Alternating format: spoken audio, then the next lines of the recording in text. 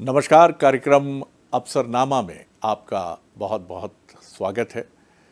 और आज अफसरनामा में हमारे साथ एक ऐसे सीनियर उत्तर प्रदेश काडर के आईपीएस ऑफिसर हैं जिनका करियर बहुत ही, हिंदी का एक बड़ा सुंदर शब्द है विहंगम, बड़ा विहंगम रहा है, बहुत विस्तृत रहा है। कई किनारों को, कई सिरों को, कई महत्वपूर्ण पड़ावों को पार करते हुए वो सतत आगे बढ़ता रहा है। 1994 बैच के उत्तर प्रदेश काडर के वो अखिल भारतीय पुलिस सेवा के अधिकारी हैं और वर्तमान में बहुत महत्वपूर्ण दायित्व वो निभा रहे हैं, पुलिस महानिदेशक साइबर क्राइम उत्तर प्रदेश। तो मैं आपकी मुलाकात आज करा रहा हूं विनोद कुमार सिंह जी से। बहुत स्वागत करता हूं सर, कैसे हैं आप? सादर धन्यवाद। आपने हमारी पृष्ठभूमि में बहुत सारे खूबसूरत शब्दों का चयन किया, हृदय से आभार। एक बहुत ही सिंपल सरल सा एक इंसान हूँ और एक जिम्मेदारी है, खाकी को धारण किया है तो एक बड़ी जिम्मेदारी है, अखिल भारतीय सेवा की जिम्मेदारी ली गई तो उसी को निभाने की कोशिश रहती है। हृदय से आभार जी। ये जरा मुझे बताइए, इस कार्यक्रम में अक्सर हम यादों की एक खिड़की खोलते हैं या एक झरोखा खोलते हैं और चलते हैं पीछे। जब विनोद जी जो हैं वो 15-16 साल के रहे हैं, पिताजी भी सुपठित और अच्छे दायित्व वाले व्यक्तित्व रहे हैं, तो उस समय की जो सोच थी आपकी 15-16 वर्ष की उम्र में, घर में क्या किसी ने ये आपको अनुभव कराया था उस किशोर उम्र में कि आगे बढ़कर एक बड़े ओहदे तक जाना है, अखिल भारतीय सेवा की तैयारी करनी है? कैसे याद करते हैं किशोर वय के उस विनोद को आप अपनी स्मृतियों में? हम सभी जानते हैं, मैं हमेशा कहता हूं कि जिंदगी के जो तीनों आयाम है, पास्ट, प्रेजेंट एंड फ्यूचर, तीनों इंटरलिंक्ड हैं।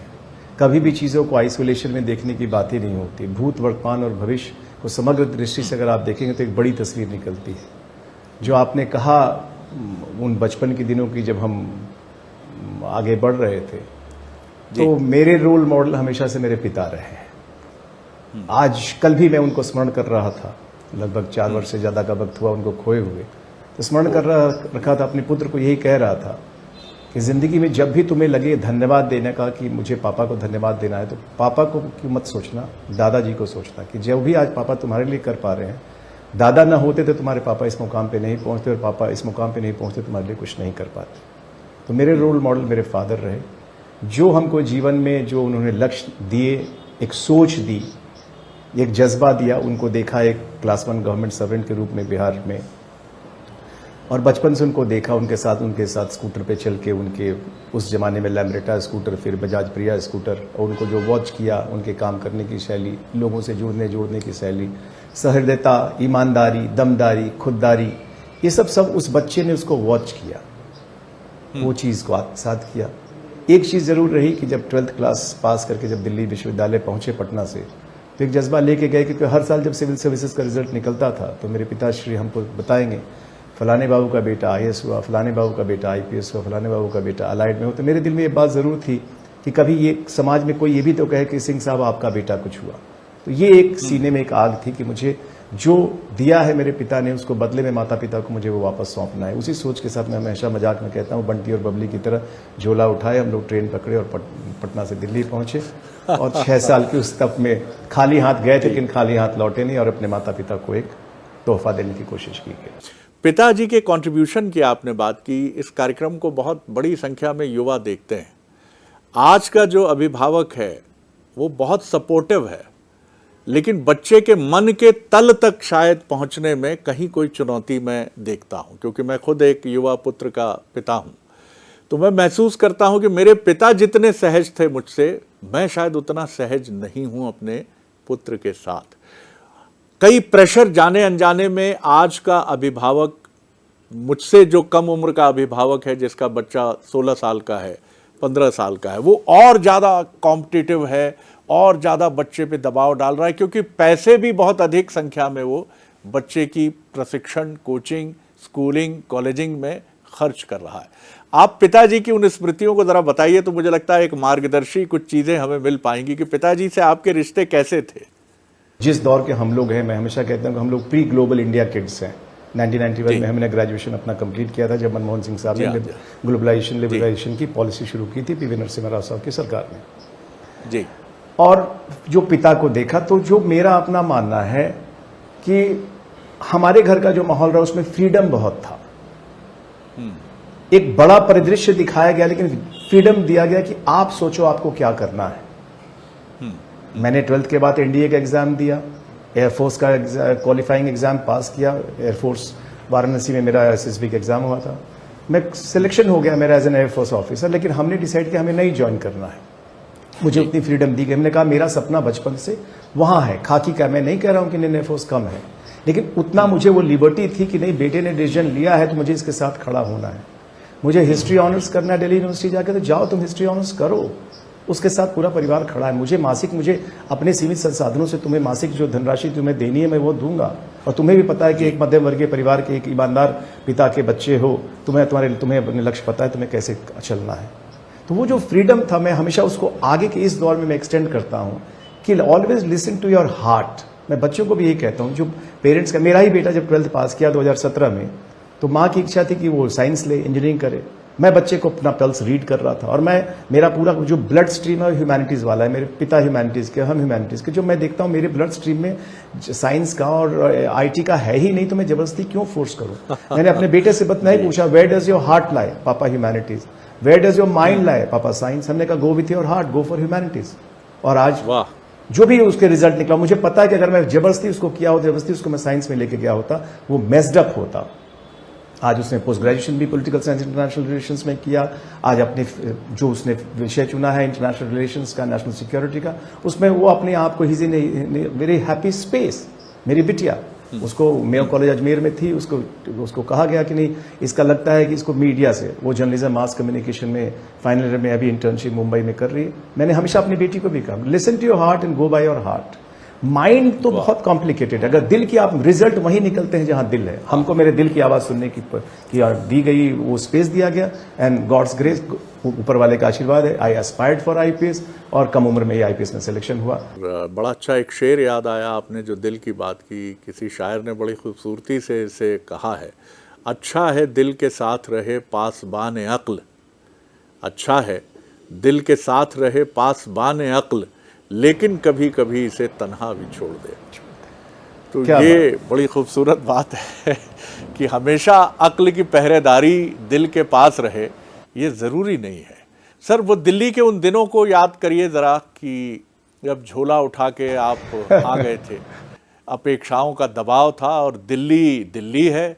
विनोद कुमार सिंह जो युवा थे उस समय, 20 साल के होंगे, क्या कैसे अपने को उन्होंने कंसंट्रेट किया और उस चमक दमक के बीच में अपने लक्ष्य पर अर्जुन की तरह तीर चलाया? 18 साल की उम्र में मैं दिल्ली पहुंचता हूं 1988 में, और आज की परिभाषा में हम देखें 1988 का भी जो भारत था, तो मैं हमेशा अपने बच्चों को भी कहता हूं, अभी मेरा बेटा उसको किंग्स कॉलेज लंदन जाने का एक निमंत्रण प्राप्त हुआ है, तो हो सकता है वो जाए।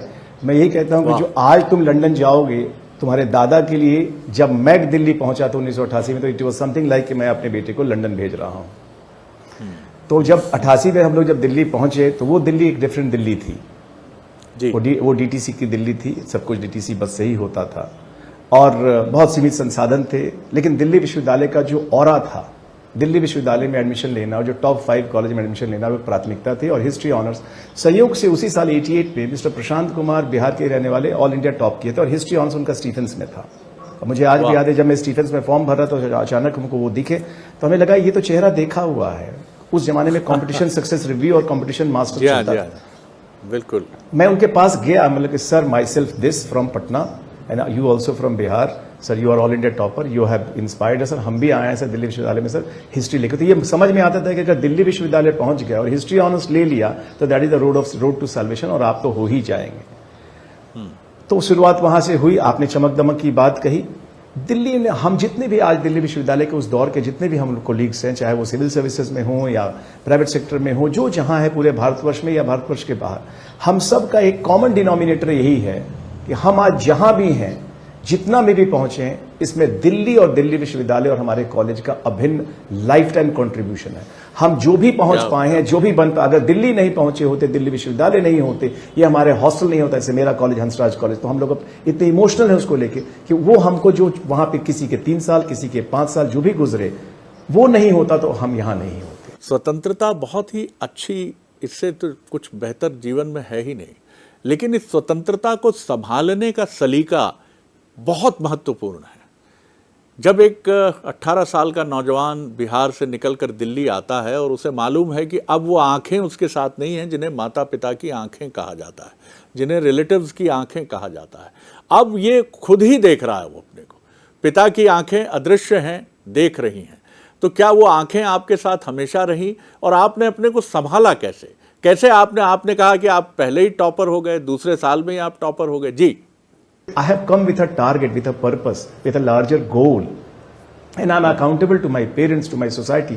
क्योंकि बचपन से था कि विनोद कुछ करेगा, वो सब बैक बर्नर पे था कि आपसे उम्मीद आपके परिवार की, आपके समाज की, बैकयार्ड की बहुत बड़ी है, तो इसलिए गलती करने का चांस बहुत कम था। वो मेरे को कभी बोझ नहीं लगा, वो मेरा वो मोटिवेशन था कि इतने लोगों की निगाहें मेरे पे हैं, इतने लोगों की अपेक्षाएं हमसे हैं, आया हूं कुछ करके जाना है, तो इसलिए कभी डिथर नहीं हुए, कभी पथभ्रष्ट नहीं हुए, बड़ा क्लियर थे कि मुझे कितने घंटे पढ़ाई करनी है।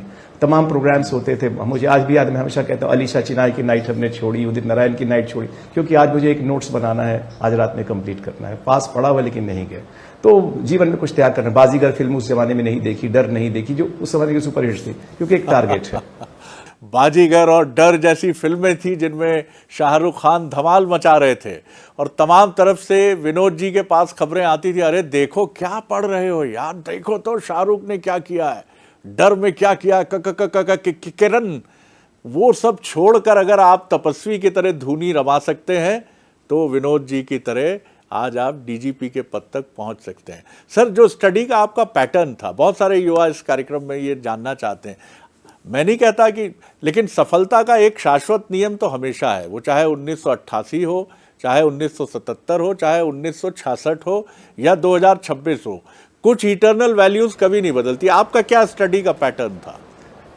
2 चीजें मैं हमेशा कहता हूं, फिर मैं दोहराना चाहूंगा। There is no shortcut to success and there is no substitute to hard work. मेहनत का कोई विकल्प नहीं है और सफलता की कोई शॉर्टकट होती नहीं। तो वो जो बैठने का मादा, जैसे आपने कहा, उसमें 12th क्लास में मेरे पास एक लक्ष्य था। 12th में जब मैं पटना में था, मुझे दिल्ली विश्वविद्यालय जाना है, उसके लिए मुझे अच्छे नंबर लाना है ताकि मुझे टॉप 5 कॉलेज में एडमिशन लेना है। तो वो जो बैठने की जो आदत 1987-88 के दौरान जो पड़ी कि नहीं 12th में इतना नंबर लाना है कि मुझे दिल्ली जाना है, तो वो बैठने का मादा कि आप बैठेंगे तभी कुछ कर पाएंगे।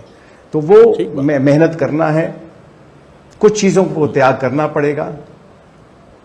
लक्ष्य, जो मैं हमेशा ये कहता हूं कि सबसे इंपॉर्टेंट, पहले आपके पास आपको लक्ष्य पता होना चाहिए कि मुझे मेरा लाइफ में लक्ष्य क्या है। सबसे पहले 3 बातें मैं कहता हूं। पहले लक्ष्य तय करो, दूसरा लक्ष्य पे पहुंचने का मार्ग तय करो, मार्ग के आगे मैं क्वालिफाई करता हूं सही मार्ग तय करो, एंड देन अभ्यास अभ्यास अभ्यास, परिश्रम परिश्रम परिश्रम, साथ में किस्मत, माता पिता का आशीर्वाद, अपने परिवार की शुभकामनाएं, वो तो बहुत ही अहम है। कई बार हम मेहनत करने के बाद भी, प्लानिंग के बाद भी वो सफलता नहीं हासिल कर पाते। There are so many variable, so many factors. But मेरा अपना मानना, मैं अपने उस दौर के जितने भी लोगों को देखता हूं हॉस्टल के, सूनर और लेटर, मैं 94 बैच में आया, मैं तमाम अपने साथियों को देखता हूं उस हॉस्टल के, zoology honours, physics honours, economics honours, English honours, Hindi honours, maths honours, कोई रेलवे पर्सनल में, कोई रेलवे ट्रैफिक में, कोऑर्डिनेटर अकाउंट में, प्राइवेट सेक्टर में सब लोग गए, IIM अहमदाबाद, कलकत्ता, जो लोग लगे हुए थे दे रीच समवेयर। जो बीच में छोड़ देगा, जिसका धैर्य टूटेगा, वो अपनी मंजिल तक नहीं पहुंचेगा। मेरा तो धैर्य की परीक्षा होती है, उस धैर्य की परीक्षा पे कई बार सफलता जल्दी मिल जाती है, कई बार सफलता बहुत परिश्रम, बहुत प्लानिंग, बहुत टैलेंटेड होने के बाद भी दैट स्लाइस ऑफ लक आपको कहीं ना कहीं इवेड करती है, वो नहीं मिल पाता है। Life is a very mixed bag. आपके व्यक्तित्व को जितना हमने देखा समझा है और जितना फीडबैक हम सबके पास आपके व्यक्तित्व को लेकर है, जाहिर है जब वो प्रसन्नता का दिन आया कि अब वर्दी आप पहनने जा रहे हैं और चलो हैदराबाद, और एक विगरस ट्रेनिंग के बाद संभालो सुंदर सजी हुई वर्दी में विनोद जी अपने को देखेंगे, यहाँ से कुछ स्लिप्स भी शुरू होते हैं, कुछ फिसलन की भी शुरुआत हो जाती है। सबके लिए नहीं, लेकिन काफ़ी सारे लोगों के लिए जिनको ग्लैमर, चमक दमक वो दिखती है, और कुछ सजेशंस भी आने शुरू हो जाते हैं कि भाई साहब बहुत मुश्किल से मिलता है ये सब कुछ, अब ज़रा सिक्योर कर लीजिए आगे की चीज़ों को। आपने उनसे भी अपने को खूब बचा कर रखा है। क्या यहाँ भी वही चरित्र और संस्कार रहे अहम? एकदम 21 जून 1994 में वो तारीख नहीं भूलता हूँ, जब पीसीओ पे मैं जब शाहजहां रोड से मोटरसाइकिल से अपने मित्र के मोटरसाइकिल से पहुंचा और रिजल्ट देखा, अपना नाम देखा, लौट के आया, पीसीओ पे खड़े होकर जब हमने पिता को ये न्यूज़ सुनाई कि पिता मैंने आपका झंडा फहरा दिया, जो आपसे वादा किया था वो वादा हमने पूरा किया। मेरे भी आंखों में आंसू, और मैं जो पीसीओ पे बैठ के फ़ोन से देख सकता था कि पिता के भी आंखों में आंसू रहे होंगे। उसके बाद वर्दी मिली, मैं अपने बैच का best turned out IPS officer हूँ। वर्दी पहनने का शौक रहा है, और अच्छी वर्दी पहनने की बात आपने जो कहा उस पर जो आपको अलेयरमेंट्स होते हैं उससे बचने की बात, तो जैसा मैंने शुरू में ही कहा, मैं जब पटना से दिल्ली, दिल्ली से पटना जब 88 से 94 जब ट्रेन में चलता था तो हमेशा से एक बात रहती थी, कभी भी गलत सहने की कभी रही नहीं बात। ऐसी नौकरी में रहूं जहां तत्काल में किसी के काम आ सकूं, कुछ में इमीडिएट, वो एक बनावट है कि उस बर्दाश्त नहीं होता है कि अगर कहीं कुछ चीज़ हो रहा है तो उसमें तुरंत इंटरवीन करें। इसलिए ही आईपीएस का था कि मुझे वर्दी से एक ऐसा होगा कि जहां मैं इमीडिएटली किसी को कुछ रिलीफ दे सकता हूं। तो वो चूंकि कन्विक्शन इतने स्ट्रांग थे, और जो पिता को हमने देखा था, मुंशी प्रेमचंद को, आपने हिंदी की भी उस वक्त बात कही थी, तो मुंशी प्रेमचंद को भी पढ़ा है, नमक का दारोगा भी पढ़ा है, मासिक वेतन तो पूर्णमासी का चांद है, ऊपरी आए तो वो बहता हुआ स्रोत है। तो आपने जो हिंदी का, उसमें मैं कह रहा हूँ, हम लोगों ने, मैं बिहार बोर्ड से पढ़ा हुआ हूँ, हिंदी बड़ी अच्छी, हमारे झा जी टीचर हिंदी संस्कृत पढ़ा, तो हिंदी वहाँ के कारण उसका बेस रहा, प्लस यूपी में राजकीय भाषा हिंदी है, सारी पत्रावलियाँ हम लोग हिंदी में ही लिखते हैं, और शौक है, लैंग्वेज का शौक है। उर्दू को भी हमने अपने वोकैबुलरी में समाहित किया है, हिंदी इंग्लिश पिता ने सिखाया। तो वो जो एक बैकग्राउंड था ना, जो पिता मेरे ऊपर हमेशा से, अभी भी मैं सुबह शाम उनकी तस्वीर के सामने सुबह नहा के आता हूँ तब देखता हूँ, शाम में सोने के पहले देखता हूँ, तो वो जो श्री कृष्ण सिंह हमारे जो पिता, एक तस्वीर है, जो एक ऑरा है, जो एक व्यक्तित्व, सरलता की, सहजता की, खुददारी की, दमदारी की, ईमानदारी की, वो मेरे ऊपर इतना हैवी है कि वही मेरा जवाब है, कुछ नहीं। सत्य के साथ खड़े होने के लिए आपको बहुत मजबूत चाहिए सोच, और आपको सोकल आज की भौतिक परिभाषा में खोना भी पड़ता है, लेकिन सत्य के साथ खड़े होने का जो मजा है वो एक अलग मजा है, वो एक अपने आप में एक नशा है। और अपने पिता श्री दिवंगत स्वर्गीय श्री कृष्ण सिंह जी की उस मनोहारी छवि को प्रभु की तरह अपने मन में रखना, ये आज की युवा पीढ़ी को बड़ा संदेश है भैया, कि वो वैल्यू सिस्टम कैरी करोगे तो सदी के आरंभ से लेकर सदी के अंत तक प्रसन्न ही रहोगे।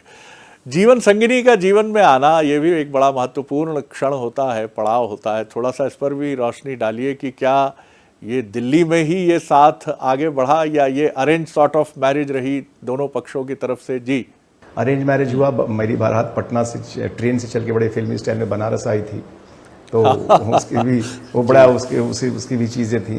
तो जीवन संगिनी ने बहुत 28 साल मुझे हो गए वैवाहिक जीवन के, और हर मेरे सुख दुख में खड़ी रही हैं। वर्ष 2001 में लगभग मैं इस दुनिया से चला गया था, लेकिन उनकी प्रार्थना, मैं एसपी सोनभद्र था, बहुत बड़ी दुर्घटना हमारी हुई उस नक्सलवाद के क्षेत्र में, लेकिन उनकी प्रार्थना कि मैं वापस लौटा और आज सही सलामत आप सबके बीच हूँ।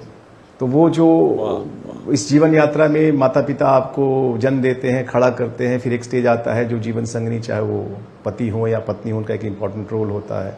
तो वो उनकी ओर से 100%, मोर देन 100% हमेशा मिला है, और वो साथ में होना एक बहुत बड़ी ताकत रही है। 2 खूबसूरत बच्चे हैं, एक बेटा एक बेटी, तो वो एक चीज़ें हैं जो आपको डेली बेसिस पे आपको सपोर्ट करते हैं, उसमें ऊपर वाले का बहुत आभार, बहुत आभार, बहुत। सर, इस दौरान 94 से लेकर अब तक कोई ऐसा क्षण आपकी स्मृति में, हालांकि मुझे तो लगता है कि जो हरिवंश राय बच्चन कहते हैं कि अगणित उन्मादों के क्षण हैं, अगणित अवसादों के क्षण हैं, रजनी की सूनी घड़ियों को किन किन से आबाद करूं मैं, क्या भूलूं क्या याद कर जी।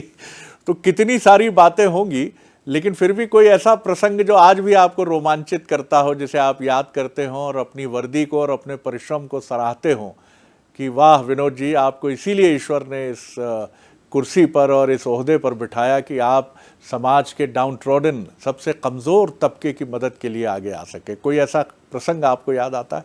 मैंने हमेशा कहा है कि मैं आम सिपाही का साथी हूँ, लीडर ऑफ मेन। तो वो मेरे 3 इंपॉर्टेंट प्रिंसिपल्स हैं। 3 स मैं कहता हूँ, संवाद, समन्वय, सहयोग। अच्छा संवाद रखोगे तो अच्छा समन्वय होगा, और अच्छा समन्वय होगा तो अच्छा सहयोग प्राप्त होगा। ये जब तीनों एक जगह होंगी तो अच्छे परिणाम मिलेंगे। इंग्लिश में कम्युनिकेशन, कोऑर्डिनेशन एंड कोऑपरेशन। अच्छा कम्युनिकेशन होगा तो अच्छा कोऑर्डिनेशन होगा, अच्छा कोऑर्डिनेशन होगा तो अच्छा कोऑपरेशन सबसे प्राप्त होगा। अच्छा जब कोऑपरेशन पर जो प्रोडक्ट ऑब्लिक डिलीवरी होगी वो बहुत हाई क्वालिटी की होगी। 3 Cs इंग्लिश में और हिंदी में 3 स। तो एक जो हमारा सिपाही है, हम बहुत क्लोज हैं, मतलब हम रैंक स्ट्रक्चर, हायरार्की, हमारे यहाँ पुलिस में हायरार्की इतनी स्ट्रांग होती है कि एक्सेसिबिलिटी हमारी कम हो जाती है। लेकिन एक चीज जो मैं अपने पे फख्र करता हूं कि आज 32 साल की नौकरी के बाद मेरा जो कनेक्ट है डाउन बिलो से, एक सिपाही भी हमसे बहुत हम फ्रीली एक्सेस करता है, और मैं उसके साथ कंधे पे हाथ रख के बात करने में मुझे आनंद आता है। एक सब इंस्पेक्टर के साथ, एक इंस्पेक्टर के साथ, deputy SP, additional SP, rank अपनी जगह है। मैं उसका रैंक नहीं ले सकता, वो मेरा रैंक ले, लेकिन हमको बार बार ये एहसास कराने की जरूरत नहीं कि मैं तो डीजी रैंक में, तुम सिपाही। नो। तो वैसे मेरी लीडरशिप का थोड़ा कॉन्सेप्ट थोड़ा भीड़ से अलग है। सबको साथ लेके चलना है, जुड़ना और जोड़ना, वो मेरे अपने पेट वर्ड्स हैं जिस पे मैं लेके चलता हूं। तो मैं उनका लीडर हूं जब उन्हीं की नहीं सुन, क्योंकि पुलिस में दो परिवारों को आप देखते हो। एक वो बृहद समाज जिसकी सुरक्षा की जिम्मेदारी आपके ऊपर है, और एक आपका अपना पुलिस परिवार जिसके आप मुखिया हो। बाहर तो आप बहुत अच्छे हो, लेकिन अपने परिवार में आपका कुछ है ही नहीं। तो मेरे लिए वो दोनों परिवार उतना ही इंपॉर्टेंट रहा है, उनको लेके चलने। आपने बहुत इंपॉर्टेंट बात कही। मैं भी जब पुलिसिंग के बारे में सुनता रहा, जब कॉलेज में था, तो मैं सुनता था कि ब्रिटेन में बॉबी कहा जाता है। बॉबी एक बड़ा खूबसूरत शब्द है पुलिस के लिए, कि बहुत लवली वर्ड, जिसको हम बबली, जो अंग्रेजी का एक शब्द है, कि एक बड़ा प्लीजिंग शब्द है। और मैं महसूस कर रहा हूँ कि अब भारत में, मैं उत्तर प्रदेश में था, अभी प्रयागराज में था, लखनऊ में भी था चंद महीनों पहले, तो मैंने पुलिस को मुस्कुराते हुए देखा है। अब मध्य प्रदेश में भी और उत्तर प्रदेश में भी मैं जब उनसे पता पूछता हूँ, कहीं जाने के लिए रुकता हूँ अपनी गाड़ी से, तो वो मुस्कुराते हुए जवाब देते हैं। हालांकि अभी हमें बहुत माइल्स, बहुत लंबा सफ़र तय करना है। अभी भी पुलिसिंग बहुत दबाव में है। क्राइम का जो रूप है, जिसको आज आप डील कर रहे हैं, जिसे हम साइबर क्राइम कहते हैं, ये बहुत ही चतुर और बहुत हज़ारों मील दूर बैठे ठगों का एक बहुत बड़ा समूह है, जो बहुत बहुत बहुत शातिर हैं। आप कैसे देखते हैं पुलिस के इस बदलाव को, और आगे की भारत की पुलिसिंग आप कैसे देखते हैं?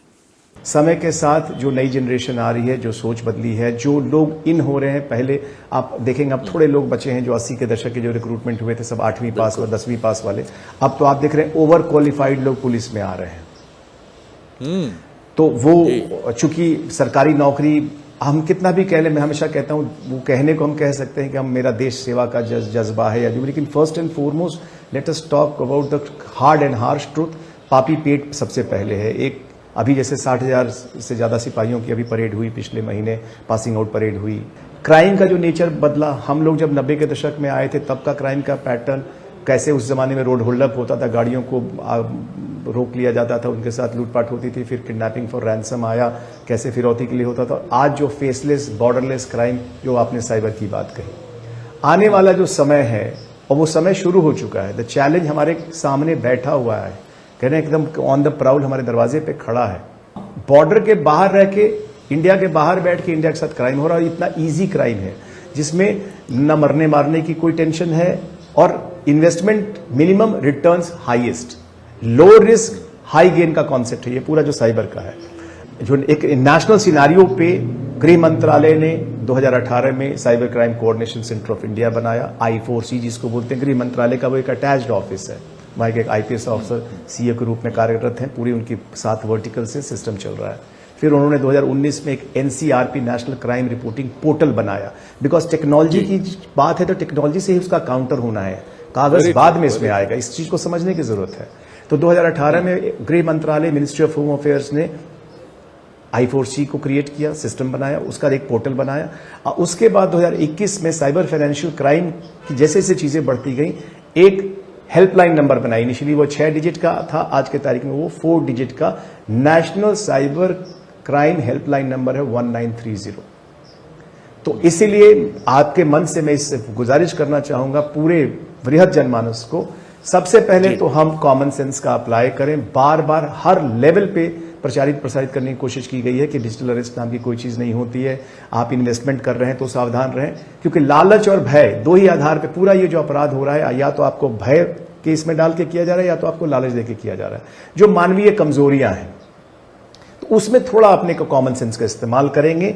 ये इसको मैं हमेशा कहता हूं कि this is the challenge of today and tomorrow. Traditional crimes तो होंगे, लड़ाई झगड़े भी होंगे, खून खराबे भी होंगे, लेकिन ये सबसे बड़ा चैलेंज है साइबर क्राइम, जिससे आम एक आदमी अफेक्ट होता है, एंड साइबर सिक्योरिटी, जिससे कि हमारे सिस्टम्स अफेक्ट होते हैं। तो भारत सरकार अपने लेवल पे काम कर रही है, प्रदेश सरकार अपने लेवल पे काम कर रही है, लेकिन सरकार के प्रतिनिधि के रूप में एज डीजी साइबर यूपी मैं इतना जरूर कहना चाहूंगा कि जब तक आम जनमानस कॉन्शियस नहीं होगा, कॉशियस नहीं होगा, क्योंकि हम लोग कहते हैं कम्युनिटी पुलिसिंग की बात, तो बिना कम्युनिटी के पुलिसिंग नहीं हो सकती। तो आपका सहयोग, आपकी सतर्कता, आपकी सावधानी, आपका अवेयरनेस, आपका अलर्टनेस, अवेयर है तो सेफ है, अवेयर नहीं है तो सेफ नहीं है, अलर्ट है तो सेफ है, अलर्ट नहीं है तो सेफ नहीं है। सावधानी हटी, दुर्घटना घटी। हम चलेंगे साथ साथ, हम होंगे कामयाब, आपके सहयोग का आकांक्षी। धन्यवाद। वाह वाह वाह, आनंद आ गया। एक तो मैं हमेशा आपसे जब पहले भी बातचीत हुई है प्रत्यक्ष वाली, तो मैंने महसूस किया है कि एक वक्तृत्व की एक धारा प्रवाह शैली है आपके पास, और उसका आधार है भीतर की प्योरिटी। तो जब आप बोलते हैं तो वो सत्य प्रतीत होता है और लगता है कि इसे सुना जाए, इस पर ध्यान दिया जाए, इसे ध्यान दिया जाए। बहुत शुक्रिया सर, बहुत धन्यवाद और बहुत शुभकामनाएं आपके भावी करियर और आने वाले बेहतरीन जीवन के लिए भी, जिसको लेकर आप बहुत मूर्ति मंत्र तरीके से आगे बढ़ते रहें। ये तो अफसरनामा में इतना ही, अगली बार फिर मिलेंगे आपसे अफसरनामा में। बहुत शुक्रिया, धन्यवाद।